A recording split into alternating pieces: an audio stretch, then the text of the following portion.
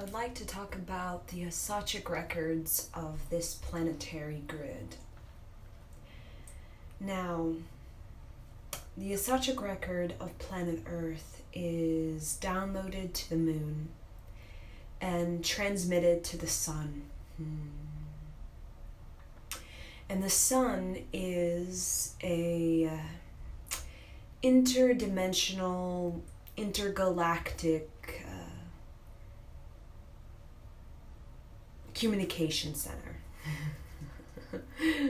So what that means is that our sun can transmit data from this planetary grid to other solar systems within other galaxies. So the sun is very much like you could see it as a transport, where transport information as well as receive information from other solar systems within galaxies in this great universe. But the moon is very much the receiver of information, codes from planet Earth, and the moon also transmits codes from the sun into the planet Earth. Okay, so we're mostly made of water. Okay, so we know that the moon has a magnetic pool and a magnetic rhythm with the cycles of even the female cycle. Okay, if you get more in alignment with your natural rhythm as a woman, you'll start to see that your cycle, your menstrual cycle, very much is a mere reflection of the cycles of the moon. Okay, of the moon cycles and the moon phases. So the Earth, planet Earth, Mother Gaia, receives these transmissions through call it the rhythmic water. Okay, the rhythmic water, we see it like the ocean. It's constantly in this current, this movement with these tides like ebb and flow. Okay, that represents our up-leveling of emotions. Okay, so we are quite emotional beings because we are made of mostly water. Okay, so of course we would be quite emotional beings. We have a lot of ebbs and flows in our water, just like the tides to the ocean. Okay, you have very vigorous tides, and then you have very subtle and calm tides, and that's very much like us. As women, okay, and as men, but for us women it is heightened because we carry that that moon within our womb. Okay, so we carry that moon within our womb, so it is in a heightened, it's a more sensitive experience for us women. But men do have they're made of mostly water too, so they have those ebbs and flows when it comes to their own emotional maturity.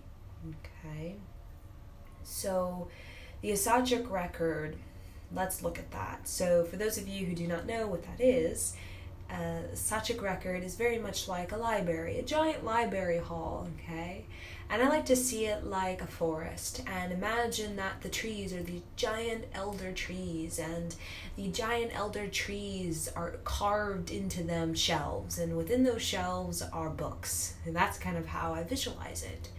A giant forest, giant trees with these skyscraper shelves, these wooden carved into the trees, these shelves with books inside, and the books just go on and on and on in this giant forest.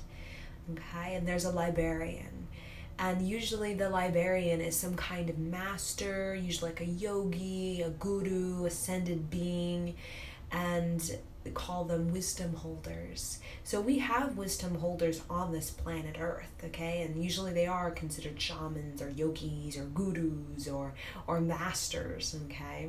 Ascended beings, or call them priests or high ones. And usually they are kind of depicted as being kind of like a librarian, where they have this wealth of knowledge at their fingertips and they just know where to go to receive wisdom that they need. Like a librarian, you go to them and you ask, I need guidance on this particular subject. Where do I go? Where do I go to learn about this subject? And the librarian says, go down this aisle and that's going to be this number, and there you go. That book should be able to help you with what you need guidance on. Very much like the master, or the yogi, or the guru. We go to them, in the temple or even in the synagogue, or, so many centers of sacredness, okay, of a place to seek revelation. And we go to the guru, the yogi, and we say, very much like we say to a librarian, I need guidance on this particular subject. Can you help me find the book that I can use to help me? And the guru will tell you, give you some sort of tool or give you some sort of method. Like a book is a method. It's to learning something, okay? To help you help yourself. So a librarian is not so much as feeding information to you. They're not, reading the book to you. They're basically kind of a middle person. Okay, they direct you, but it takes your willingness and your participation to actually read the book. So a yogi or a librarian may say, this is the book you should read. If you read it to its completion, you should have a very good overview on what your guidance you're seeking. But it requires a level of willingness and participation from the student of the yogi and the librarian to actually read the book to its completion. So that's kind of like the Akashic records to this planet Earth. It's available, and the librarian is there. It's just we have to be willing, a participant, to actually trust the information that we're receiving, because the information is a little bit more esoteric than, let's say, going to the library in like your college and reading a book on science or something like that, or philosophy or Leo 2s or something like that. It requires a level of trust in yourself, okay? Because it is quite mystic. It's quite mysterious, and if you don't really trust yourself, you're not going to understand what you're reading, okay? You're going to constantly be judging what you're reading. So any judgment in the shamanhood or the priesthood, or even we talk about the gurus, the yogis, any judgment that is present is a distrust in oneself. Okay, distrust in oneself, in one's own receptivity, in one's own creativity, in one's own sovereignty. It's like a distrust in that.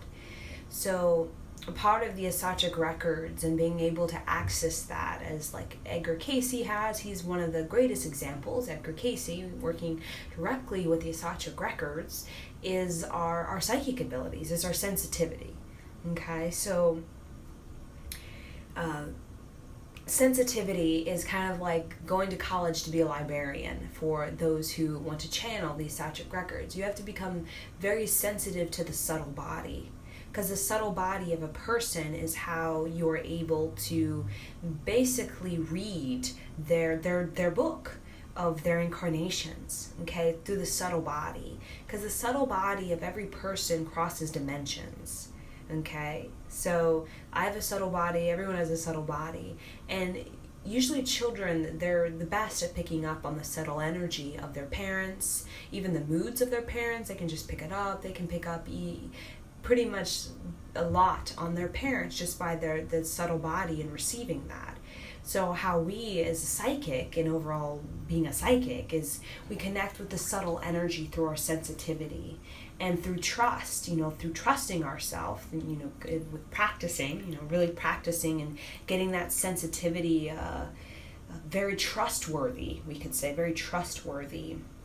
That subtle energy becomes this great multiverse of information about a person, and there are many incarnations, and there are astrological blueprints, and their native talents and their mission, or their karma, their dharma, the path they lead. What is their North Star? What are they trying to leave behind? What are they trying to revolutionize? What is their evolution in this life? All of that. It is connected to through this subtle energy, but it requires trustworthy of sensitivity. So sensitivity is a part of why Edgar Cayce was able to have so many files and so much data on so much multidimensional stuff. I mean, it's quite dynamic. Everything that he's channeled to, finding, like a medicine for somebody's body, aching, suffering body, or finding things about a collective, even like a collective disaster, or the Atlantean civilization.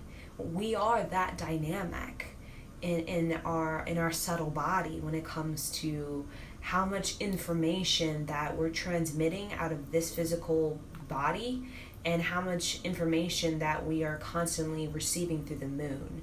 So the reason, like, we talk more about the moon than the sun in spirituality is because the moon is how we directly receive and transmit the information. So we set intentions and we have realizations on the new and full moon, because it represents that the moon sensitizes us. The sun, it has its own sort of function, but the moon is for sensitivity, okay? And that sensitivity is also connected with psychic ability. So the more sensitive we become during the moon cycle, even a menstrual cycle for a woman is a great period of sensitivity. Women are very tender and sensitive during their moon, their menstrual cycle. And that's an opportunity for a woman to really trust her psychic ability and to create a trustworthiness with her own instincts about her vision. So we think of the moon as the visionary, and we think of the sun as action. Like, usually the sun's connected with actual physical revolution, and it's connected with making things happen and going out there and charging ahead. But when it comes to the blueprints, okay, the blueprints behind the next frontier, behind, like, why are we revolutionizing this culture? Like, what's the blueprint? What's the agenda? Like, what's the evolution of what doing this? And that data is found in the moon, okay? So the Aquarian age, the information, the blueprints on creating the Aquarian age is in the moon. So all of us as women, particularly, being very sensitive, ultra sensitive, heightened, especially during menstrual cycle and just overall to the moon, we are constantly receiving these blueprints, these almost like these books, receiving books on the Aquarian age, and it's constantly being downloaded within us on creativity, on how to kind of make the facilities for the Aquarian age that's to come. And the sun, when we talk about the sun, is about going out there and just making it happen.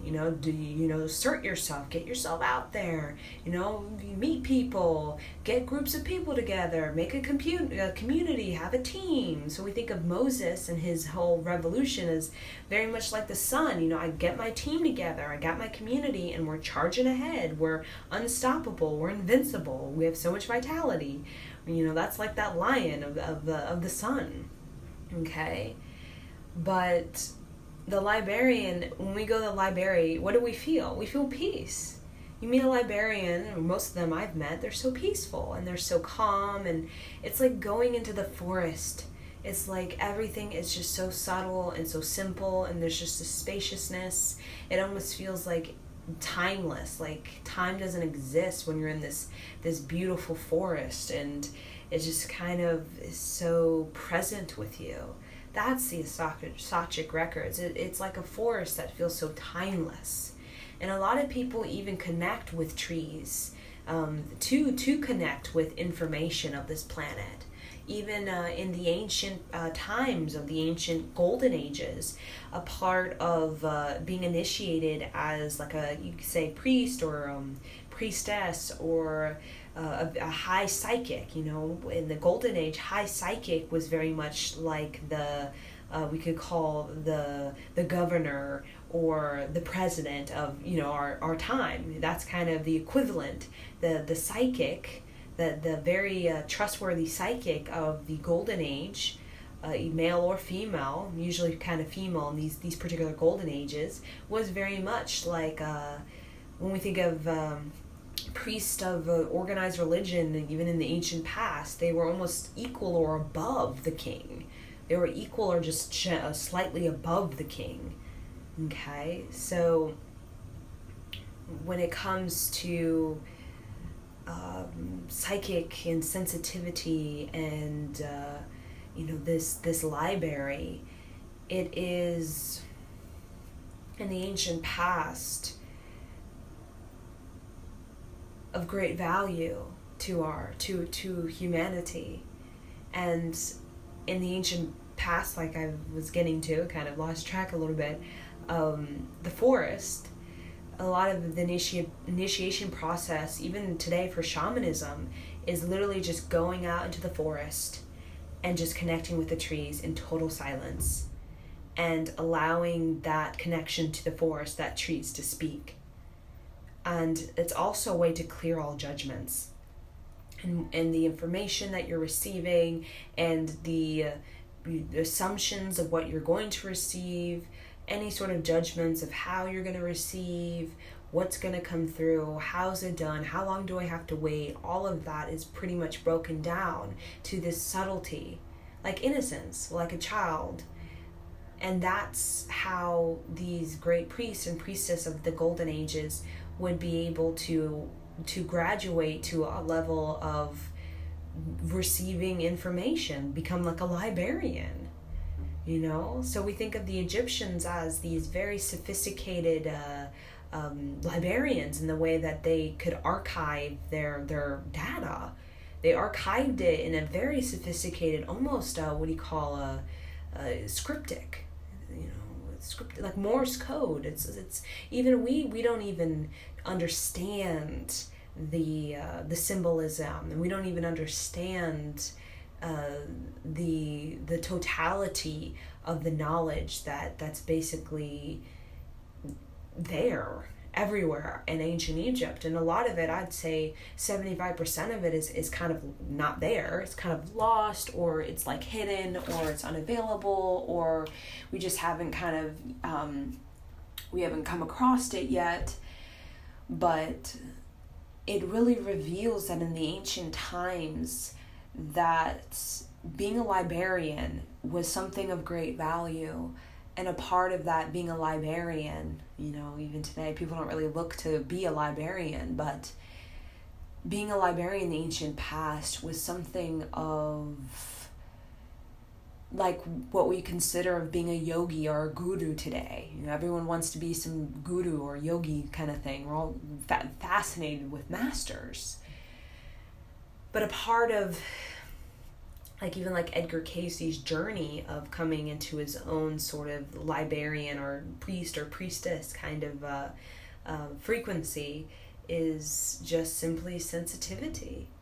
So when I think about the Akashic records, I think about sensitivity like a child, where judgment is just really obsolete. It's not there, It's not there.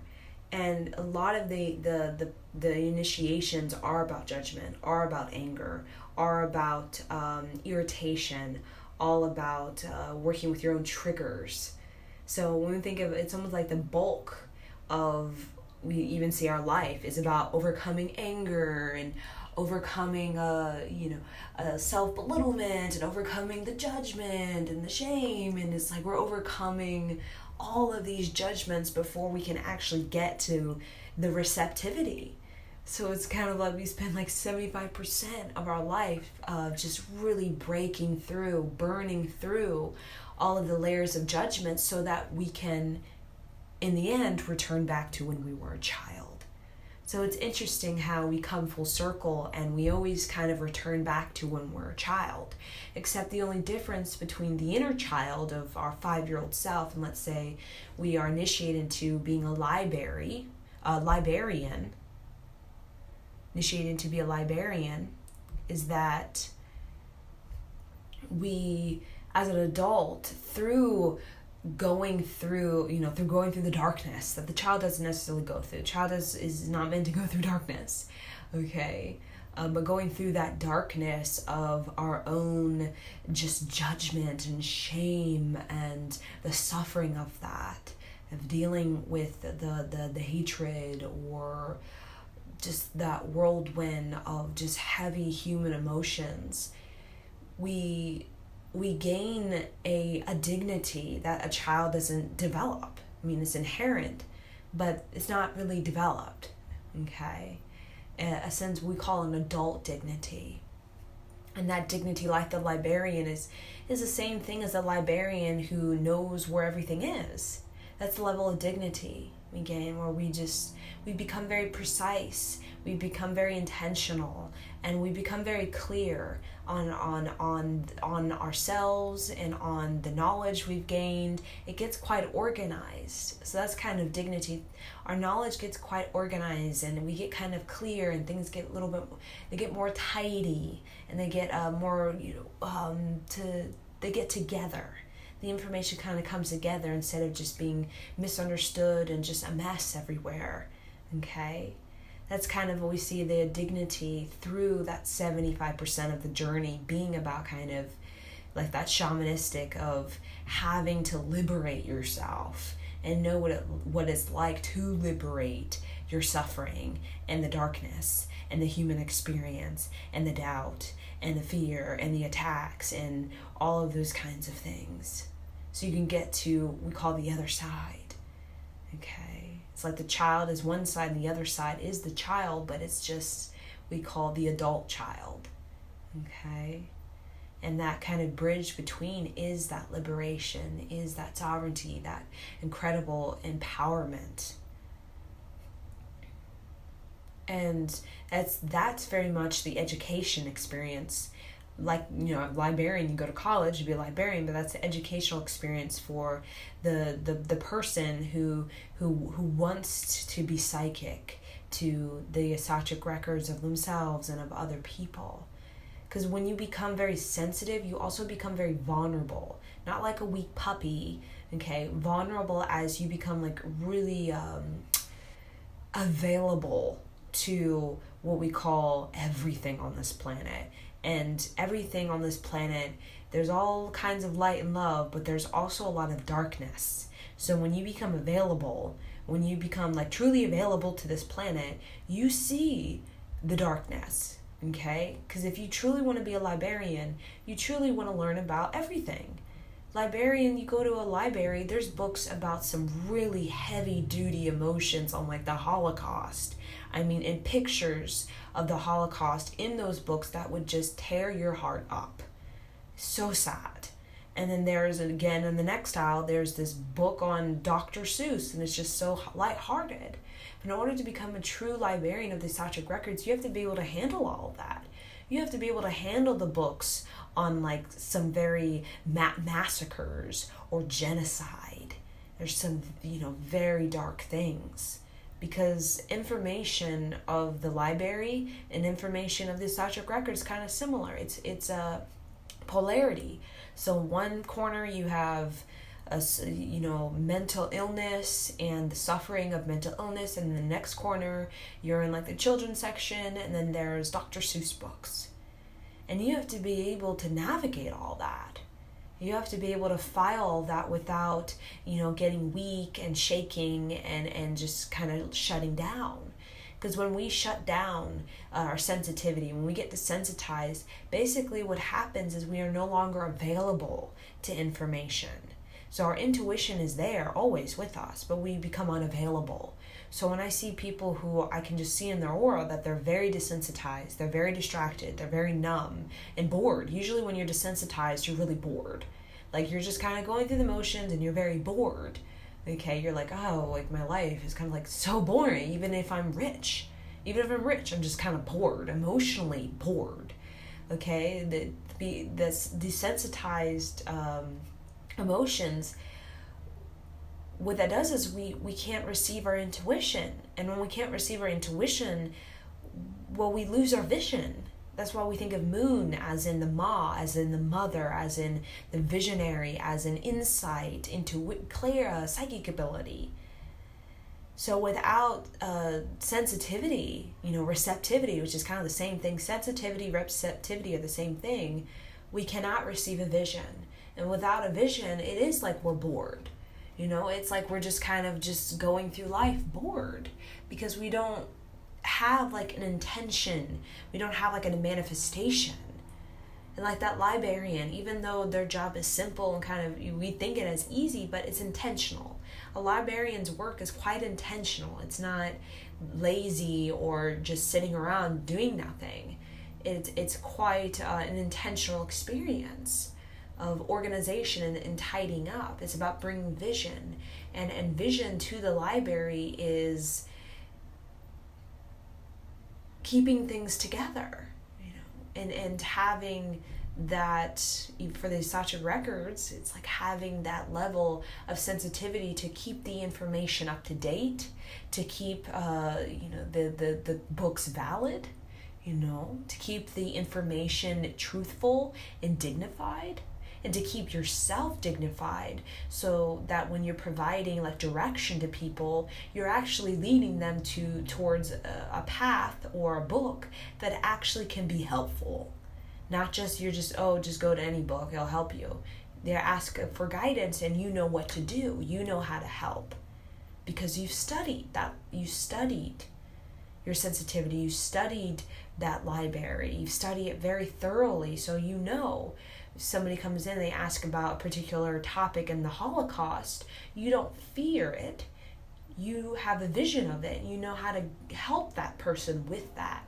And that's kind of like the shaman, and we talk about healing modalities and cultivating like many, many healing modalities, because it's like a librarian. There's so much guidance and so many different sort of ways, and it's just a range of emotion on this planet. So to have that wide range of psychic ability on how to kind of connect people to their path of sovereignty or guidance to learn something, that's kind of like a wise one. You know how to lead somebody towards the book that can help them, that can give them guidance to the subject that they're needing guidance on.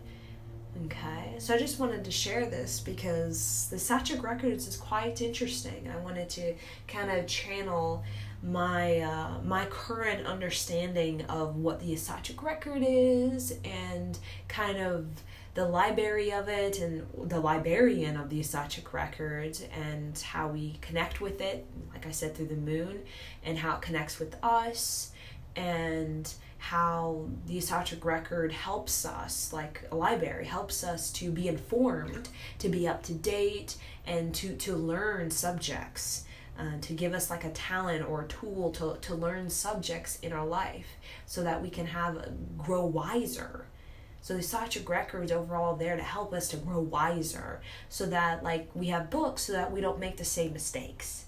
So we have a reminder of what the Holocaust led to, the genocides of many on this planet. Even when it comes to hunter-gatherers period, comes to Dr. Seuss and what that did to help the planet, and Walt Disney. I mean, so many, many things.